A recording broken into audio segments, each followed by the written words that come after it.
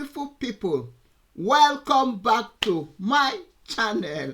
Hey, another ogbonge news from Arise News. Yes. My people, since Peter Obi made a statement, nah man, things have been happening. Nigeria has been going kati. People has been, APC don't want to have peace anymore. Anyway, today I brought to you a news in News Night with Mr. Francis Tietie, that they will be talking on Nigeria economic, what has been happening in Nigeria. According to him, the headline says, President Tinubu is using state as an excuse for not doing what he ought to do. Francis Tietie said this. Anyway, my beautiful people, before we come back, we continue this video. My name is Joyce Anyanwu. I just want us to watch and listen to what Mr. Francis Tietie have to say concerning this Tinubu administration, what has been going on. So we will come back and just speak what we have to say in this matter. Thank you. As you watch, please drop your comment in the comment section. Like this video, share, subscribe if you know you have been watching, you have not yet subscribed. Thank you, and I will thank you. Then we will come back and speak our mind. President Bola Tinubu's call on state governors to do more with their federal allocations and enhance developments in their state. We now have joining us in the studio Arise News analyst and lawyer Frank Tietie. Welcome to Arise News, and thanks for joining me on Newsnight. My pleasure. Now, let's talk about what the president has been saying. He's emphasizing that governors own the land and the job is in their hands. What are your thoughts on expecting state governors to lead the charge on food security, given sort of the current challenges we have in agriculture, such as funding, security, infrastructure deficits, and what have you? I hope the president is not trying to find an alibi for also not doing what is expected of him. I think if the president is doing fantastically well about these issues, then he can serve as an example and say that he is pointing the way to governors to say, see what I'm doing in the federal government, and then you emulate so that you don't frustrate my efforts in trying to improve the living standard of Nigerians. He's sort of saying, look, we've created an avenue, we've created some policies, we've created some ways where we've saved some money, and so now the states have more money, and so they should do better, don't you think? I don't think so. I think it becomes an excuse for not doing what he was supposed to do. Let's look at it. The president's, famous subsidy is gone statement on the day of inauguration heralded something very cataclysmic for the Nigerian economy, which dovetailed to things that is sort of topsy-turvy situation for many Nigerians economically. One would have expected, and we must congratulate Nigerians that we were able to actually see through those very, turbulent period. Now, many Nigerians believed President Tinubu when he said, because we had always said, oh, there is this campaign, subsidy is a scam. So and then we've had a history that when subsidy was removed, it certainly led to certain savings, which translated immediately to infrastructural development. By who? Was it by the state government? It was by the federal government. Federal government was responsible for removing subsidy. Federal government was responsible for collecting the savings. So did we have a historical precedent for gathering this money and determining a certain portion of it to go to the states, so that states can now be used as an excuse for not doing what you ought to do? So I say this within a historical context, because the first time this happened, it was under General Sani Abacha, when petrol subsidy was removed to the extent that it caused the price of PMS to move from 11 naira to 15 naira. And then here we saw General Abacha's regime, establishing the Petroleum Trust Fund and putting a court fellow, General Buhari, for retired, to be in charge. Nigerians immediately saw the benefits of PTF. You could go to hospitals and see that PTF was responsible for buying syringes and antiseptic soap, and then constructing roads and doing all sort of projects in universities. The entire federation immediately felt the savings that came from the removal of subsidy under General Sani Abacha. The same thing under Shopee, and that's the reason why they cried to high heavens to President Tinubu that, please, this idea of wanting to share monies to governors that have been, very profligate. They have a history of profligacy. Not only this set, it's our Nigerian thing. It won't translate to anything. So does the president want to say he didn't heed those warnings? Don't. So those monies that were given to the states, have not really translated to anything. So nothing really has actually been achieved. So I think the call from the president is, he's our president, so let's treat him with much respect. It's akin to mischief that you could have done, this thing. You could have done all of these things with the monies, but you passed them to certain persons who had a clear record of not being able to perform. But now the monies have been passed to the governors. The monies have been spent. They've been frittered. Let's talk about agricultural policies. If you take a look at Kwara State, where we've seen like some bumper harvest being exported due to some currency strengths, it's now been raising questions about policy gaps. Is it time, in your opinion, for sort of a more cohesive federal-state strategy on when you look to things of agricultural exports and how this could impact Nigeria's food security? Well, yes, indeed. We are not essentially, generally, a food exporting country. We are more of a food importing country. But if we are exporting certain products that are now, certain agricultural products that are in the neighborhood or in the description of cash crops that can generate foreign exchange, that's fantastic. We have more than enough agencies that coordinate exports, apart from the Nigerian Export Promotion Council. But we need to look at a situation where the central bank will play an important role. Because in a situation where persons invest in agriculture for the purpose of export, the returns should be directly commensurate to what they have put in. And I think we should be looking at, such dollars not being retained by CBN, but actually coming directly to the state. So we can see it empowering these farmers who now become, so let's create more billionaires from farming. So, and that can happen when the exchange policy and the remittances are done in such a way that will favor the farmers. So, but in terms of coordination of exports, it's a federal affair. So, in terms of also giving incentives to state governors, by state governors, I wonder how, because the essence is that despite the fact that our GDP is largely it's largely dependent on agriculture, even though petroleum is our main stay in terms of export, it's expected that state governors can give incentives, because generally we are not seeing that kind of subsidies being paid to farmers across Nigeria. But I think the federal government should do that. Unfortunately, the interventions of the federal government in the past have actually turned out to not to have been very progressive. They have not been very productive. All right, beyond state governors, my former guest, Dr. Emeka, was talking about how we also need to shine the torchlight on local government. And you have the president reassuring the governors that, look, this local government autonomy will not undermine the governor's control. But critics might argue that the tension between their autonomy and collaboration could then hinder grassroots development. How can this balance be practically achieved? I think because of the smorgasbord of developmental needs that we have in our country, which creates the peculiarity of each local government to different needs.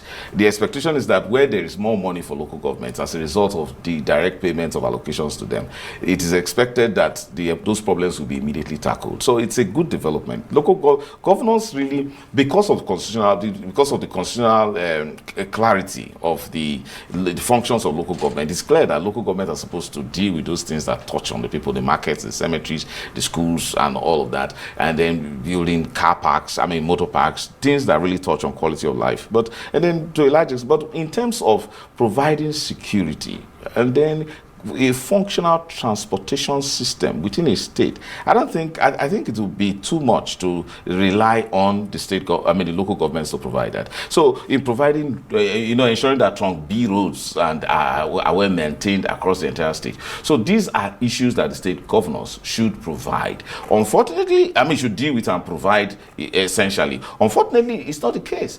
I think that the call from the president to the governors, if it were specific to agriculture, I think it would be misplaced, because the real problems Nigerians are facing are within the areas of security, and then transportation, and then housing. So, and these are things that the president, the federal government, I would say, could have easily, with a very sound policy, as we have had in history, because even under the former administration of President Shehu Shagari, we've seen direct interventions of the federal government, even in local government development, in building of local housing, in building of, I would say, development housing estate across the various states by the federal government. Speaking and not necessarily of direct, by expecting that the local government or speaking of direct investments and people-focused interventions, we had the vice president talking about the economy turning a corner and Nigerians beginning to smile soon, like they've all been saying.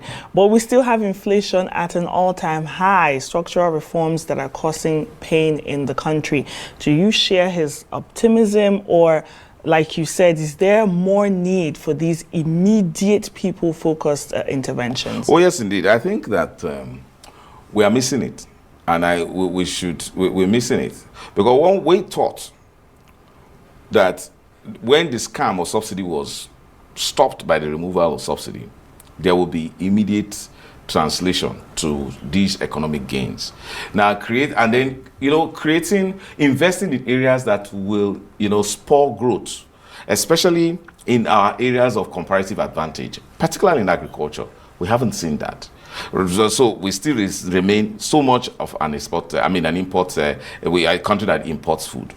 However, it's important that this kind of optimism should come to the people, to the ordinary Nigerians. But here we are, more monies that are being given to state governments, and then more party patrons having more money because they have access to government, coffers or government operators. So that's not productivity. So because once you just go there to the state governor and he's able to dole out money, and then people spend without producing, So we should go back to those areas in this country where we have various forms of comparative advantage, whether in the north or in the south or in the southeast, where we could have had a lot of investment in creating industrial cottages. I hope that Professor Soludo will keep to his promise in such transformation. We've seen that in Abia State, quite all right. Aba is turning to something else, and we've seen some of the things. These clothes and these dresses from Aba, and everyone I've worn here who actually came from Aba. And I'm serious about that. So you make such investment in branding and then opening up, and then why can't we actually subsidize these industries? Why can't innocent be subsidized, for example? Tietie, thank you so much. We'll leave it there and we'll continue this conversation. Beautiful people, welcome back. Hey, you guys have heard what Mr. Frank Tietie just analyzed. Yes. What do you guys think about what he just said? And we just watched a video where Mr. Felix Moka was saying that Tinubu in agriculture, the farmers are so happy that their crops are doing well, things are doing well in Nigeria. But here we hear where Mr. Frank was saying that Tinubu is not doing better. instead of Tinubu to invest in agriculture, we are still importing almost everything from Nigeria, from abroad. We are still importing even the commonest thing like toothpick. We are still importing it to Nigeria. So why can't Tinubu invest, or why can't the federal government invest? Like he made mention of when you go to Aba, you will see people, Aba made shoe, Aba made clothes. Why can't the federal government, invest in those sector to bring it, to make it to be big? My dear brother Frank, first of all, before you will make that statement, remember these people, they are from Igbo. They are Igbo people. Like you mentioned of Aba, Anambra, all those people, they are Igbo. And you know what is happening in Nigeria.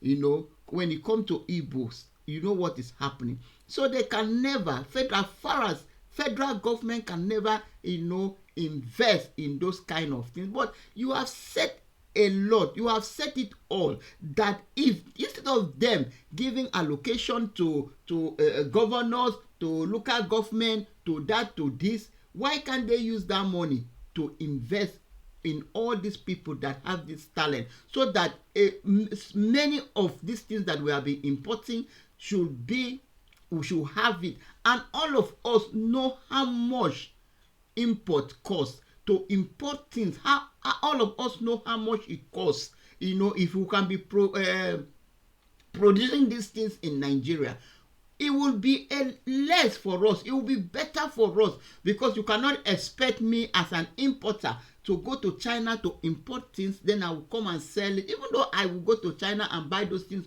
$1, I will buy and ship them down to Nigeria. You don't expect me to come and sell it at the rate of $1 or what. I will calculate my shifting money, my gain, my stress, everything. So those things, even though those things are not quality, but because I imported them, to Nigeria, so I will want to put my own expenditure, things that the money that I've spent to import those things, I will put it times 2, I will double it, so that to make my own gain. So that is how it is. But if we will produce those things in Nigeria, we will not be, we will not be paying so high like importing it. So he has made a sense there. Mr. Frank Tietie has made a very, very good sense there, which is, I don't think that will happen. The only thing our federal government knows is how to borrow money and share it. They borrow and share,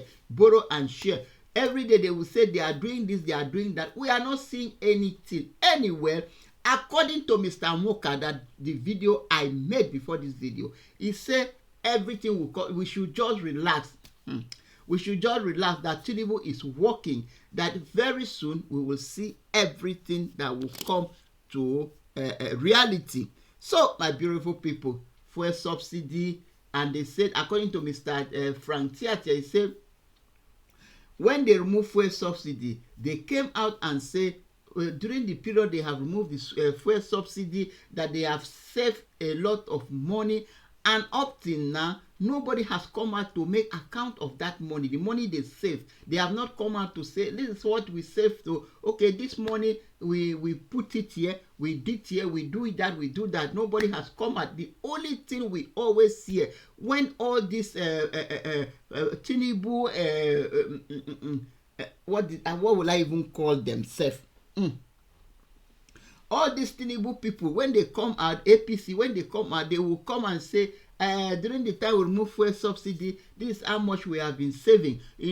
I used to drive, I'm still driving my car to work. I used to drive before I become, before the people appointed me, I was that. But since I entered, my beautiful people, I don't know what to say again. People should just comment in the comment section what your thought on what Mr. Frank Tietie said. Just comment. I think it's an analyst in this still arise. When you come to this Tinubu regime, it's only the ordinary person, the market woman, the woman, the person that is working in the street, the person that is going to market to buy rice and beans and yam for his children, the person that will be paying school fees, the person that will enter transport is the only person that will come and sit in studio. That is the people I want Arise to be interviewing. Those common people on the street of Nigeria. Not all these people that is holding, I don't understand. Why can you go and invite APC member to come and analyze or to ask him questions concerning their administration? What did you think that he would say? I don't know. You should go to streets of Nigeria, go and interview people inside the market. That is where we will know what is happening in Nigeria, how people have been suffering in Nigeria. Okay, like for example, this IDP camp. Go there as Arise media houses or the journalists. You should go there and interview people. That is where we want to know what has been happening in Nigeria. If the things are going, farmers, people, we have farmers. Since Mr. Moka has said that farmers are doing very, very well in a Tinubu regime. You, Arise TV, carry your media people, go to farmers, interview them. Let us hear what they have to say. Let us hear if since Tinubu enter, the farmers have been doing well. How much has Tinubu given to farmers? People should take and invest. Do your crops so that a lot of food will be in Nigeria. Not calling all these APC people to come and sit down here and be telling us cock and bull stories. You know, because Nigeria, I don't really understand. How can you call APC to come and to ask me about Tinubu? Somebody that is holding a position, somebody that Tinubu has appointed. You want Tinubu to remove him from his position? I don't really understand all this kind of interview that people are interviewing. I expect people to go to street of Lagos, go inside market, go inside farm, go people that are selling, go to traders, people that are importing and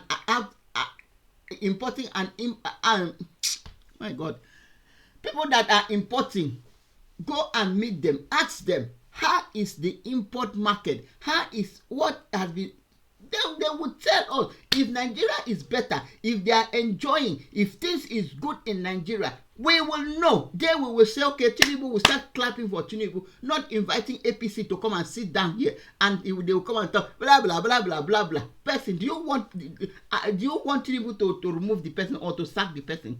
Anyway, my beautiful people, what did you people think in the comment section? Please drop your thought, because sometimes I'm so pissed off. They will just sit down in this studio, they will go and call a Tinubu spokesperson. What do you want the person to come and speak?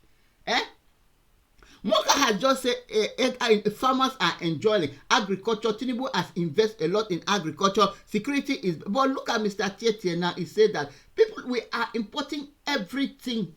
We are importing everything instead of Tinubu to invest, to federal government to invest. And he even said that Tinubu is using all these governors to do more as a excuse, so that he will not do what is expected of him to do. Anyway, my beautiful people, I don't have much to say. I have said it all. Please comment in the comment section, like this video, subscribe. My name still remains Joy. Thank you for always clicking to watch my video. Thank you very much, and I will see you guys in my next one. Bye for now.